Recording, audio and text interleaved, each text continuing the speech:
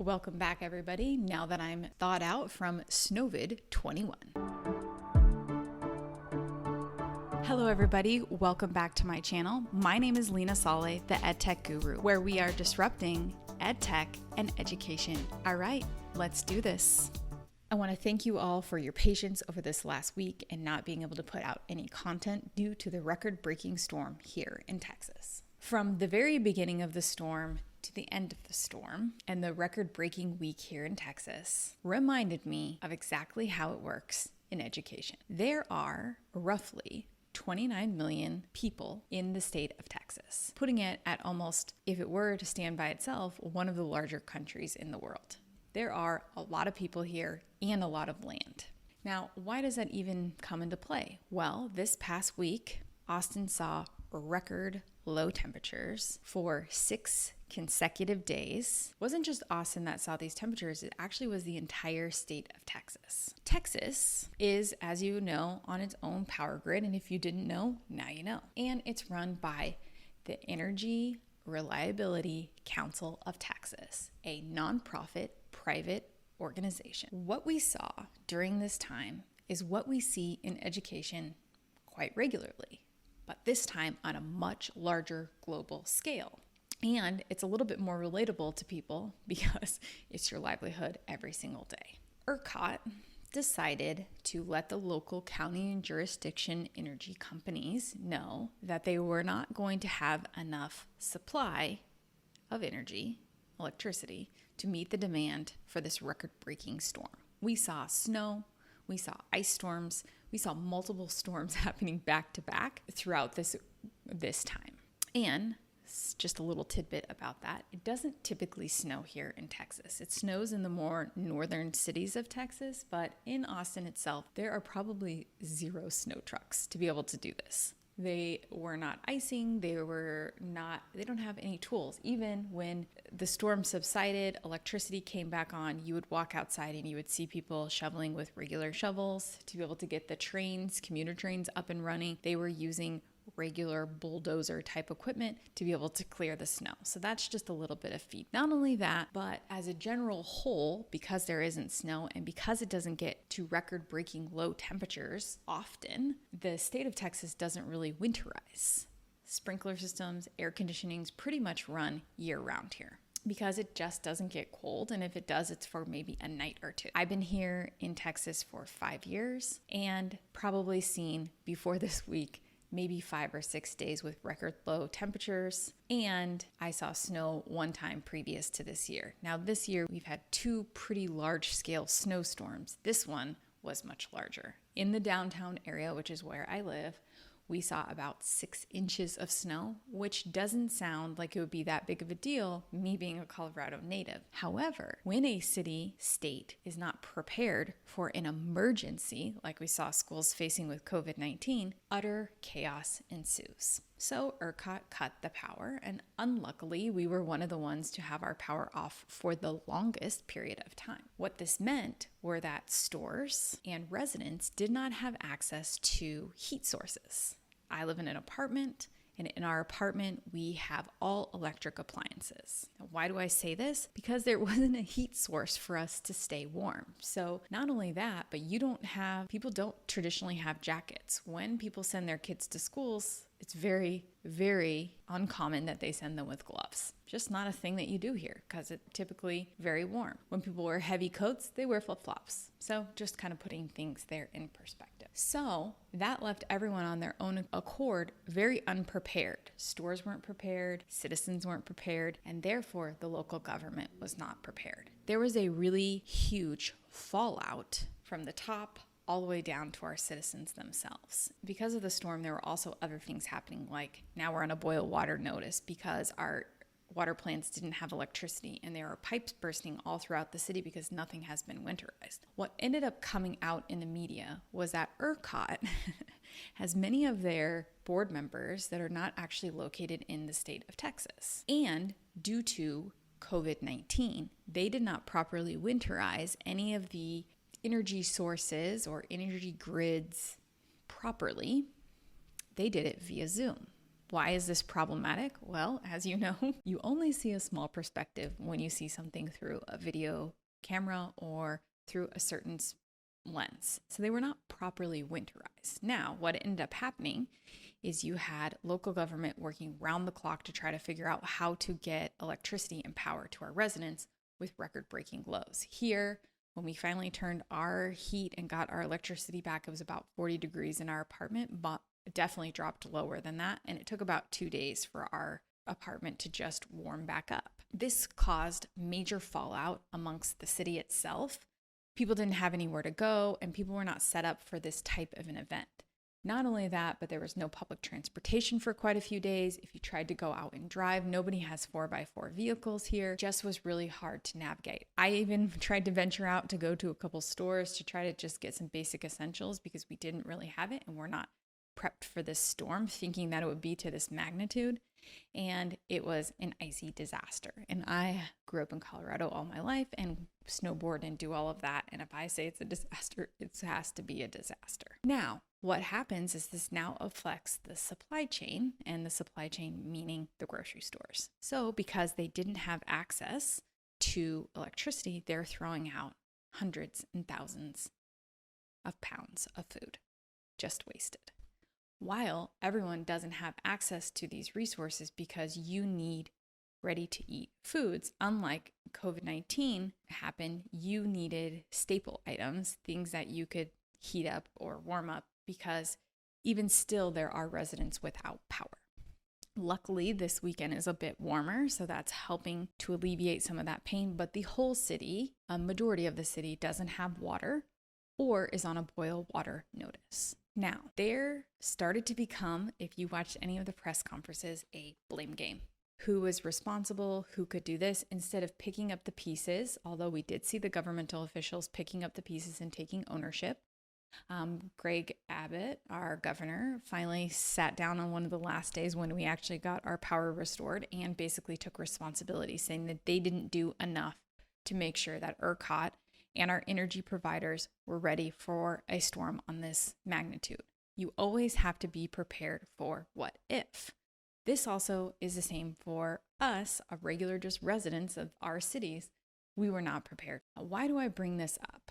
Well, there's a couple of folds to this, and what I started to see was the pointing of fingers and who ultimately was hurt by this. And that was us, day-to-day citizens, because most of the governmental officials still had power because of where the proximity of either where they live or they just had access in some way, shape, or form. As we saw poor leadership decisions like Ted Cruz deciding to take off, whether he has a direct link to this crisis or not. He was an elected leader who chose to flee to Cancun with his family in the midst of most of the citizens still not having power. Now, we've seen this same fallout happen in education, with Board of Educations sitting on Zoom talking about parents and having to then resign. But we continue to see a blame game and not a share of essentials.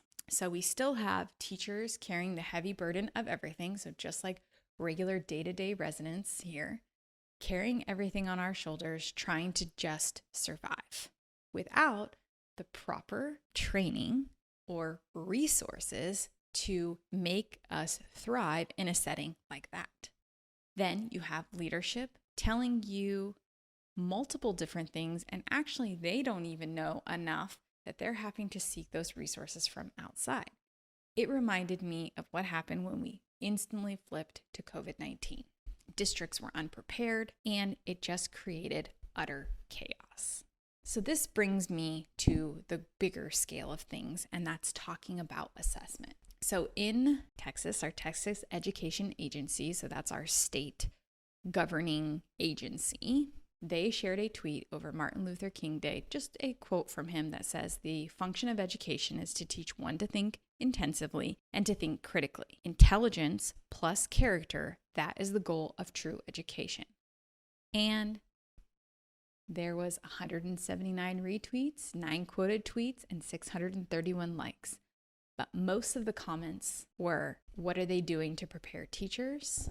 meaning the Texas Education Agency has yet to be in the office, but teachers are required to be on campus per state guidelines. Not only that, but most of the comments coming from parents were that all they ever do is prepare students to take the STAR test. The STAR test is our state standardized test. And that got me thinking even more so about the lack of transparency for why it's important for a kiddo to take the STAR test or why they're forced to take the STAR test. One is that the state has spent thousands and millions and possibly more of dollars to be able to distribute, produce, set up trainings for teachers, trainings for districts, and to be able to properly administer and allocate tests for all of Texas. Something unique about Texas is that in 5th and 8th grade, it is a pass-fail grade. So that means that you have 3 attempts to take the STAR test. So if you don't pass the STAR test in the first attempt, you have a second retest, and then you have to go to summer school, and then a grade level committee convenes and determines if there's enough evidence to keep the student behind and not be able to progress to the next grade level. This creates an extremely high stakes decision, just like we saw happening in this record-breaking storm in Texas. It was a high stakes environment in which we were seeing failure on a very large, epically large scale happen with lack of communication. So why do we even need to take tests and state standardized tests? One is it's directly tied to funding. This is how schools, in addition to the state tax dollars and income tax and all of that other kind of stuff that comes in, property tax for the schools, this is also how schools get additional funding. And that is from a law that was put in quite a long time ago for people to be able to really have some way to kind of rate the schools and how well they're actually doing.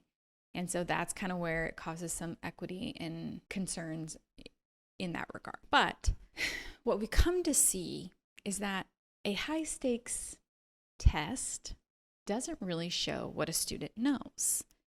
What it does show is how to recall information in a high stakes environment. So instead of spending millions and trillions of dollars every single year on this STAR test that is purchased from an outside company, and this happens all across the country because you have to take a standardized test. I'm all about having normed set of data and data that you can recall year over year, month over month, like having the NWEA, which is it's also called the MAPS test. It's a reading, math, and there's a couple of other tests that are the same sort of normed test to be able to have student data to be able to compare to. Everybody needs data, from marketing teams to product teams to anything in between.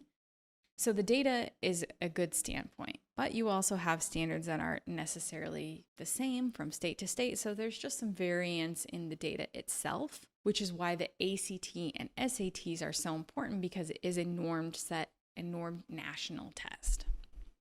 But we even see those are starting to change as well.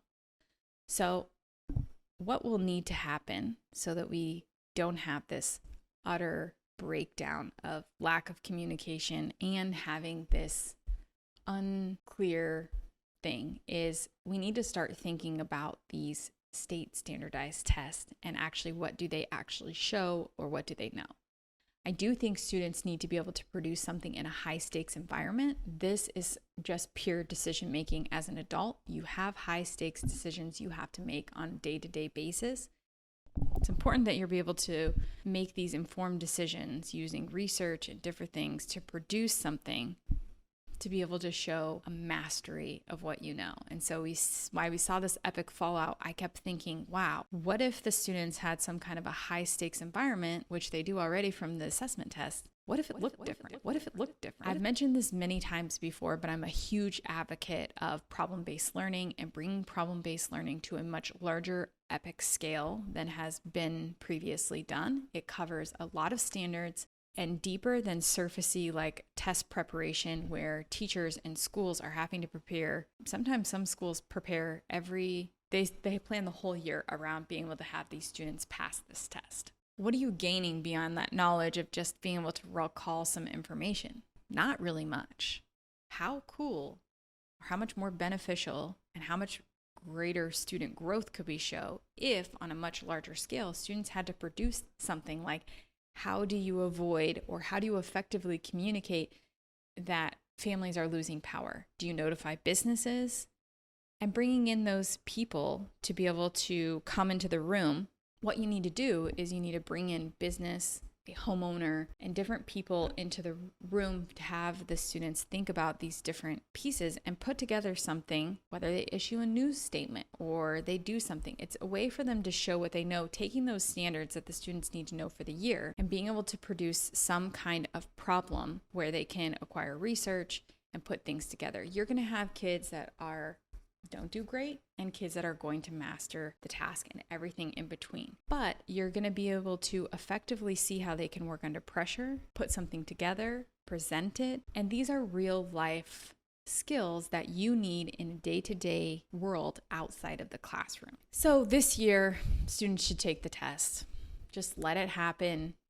The purchase has already been bought. They already have the test from last year. They're going to have to take it. But not put so much stress on the assessments themselves this year. My guess is without any test preparation, the kids are actually going to score higher than they have in any previous years because they're getting a more personalized learning experience, more so than they've ever had before, because of the ability of teachers producing lessons that are meeting multiple students' needs. Now, this doesn't work for every situation, but I bet as a whole, I'm willing to bet that the scores actually increase this year because of just the way students have had to access and do different things. Am I saying that it hasn't been a stressful year? Absolutely not. Am I saying that we do a poor job every single year? No.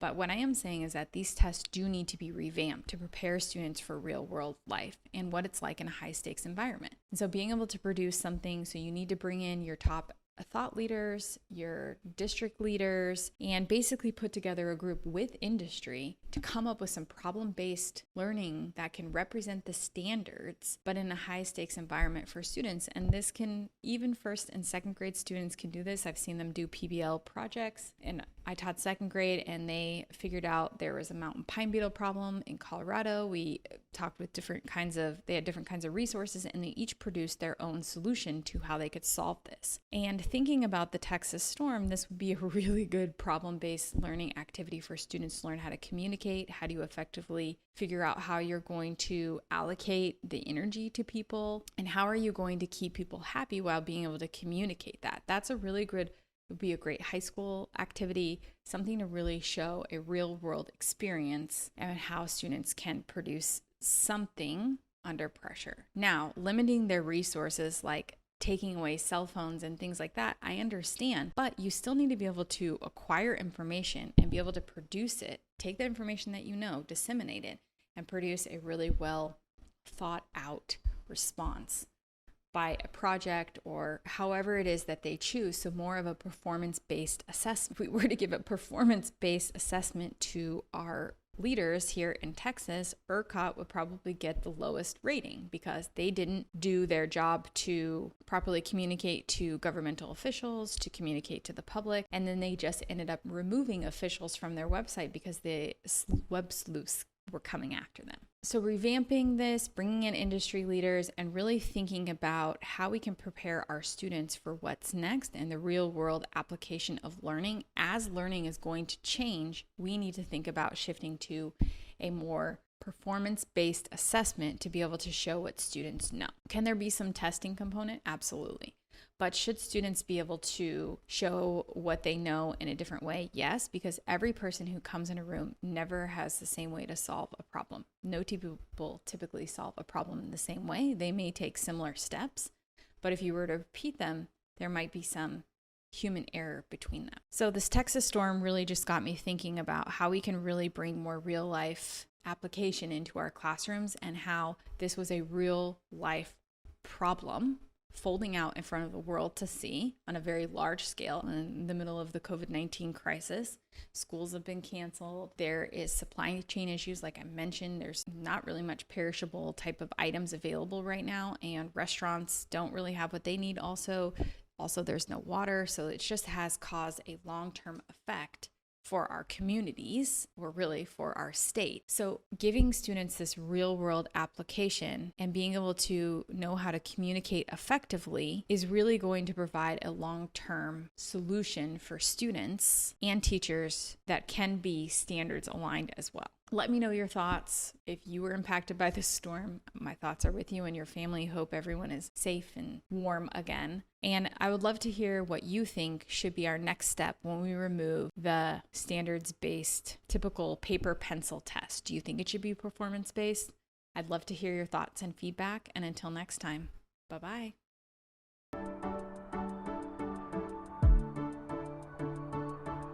Thank you so much for watching today's video. Please remember to like, share, subscribe, and comment below. And until next time, bye.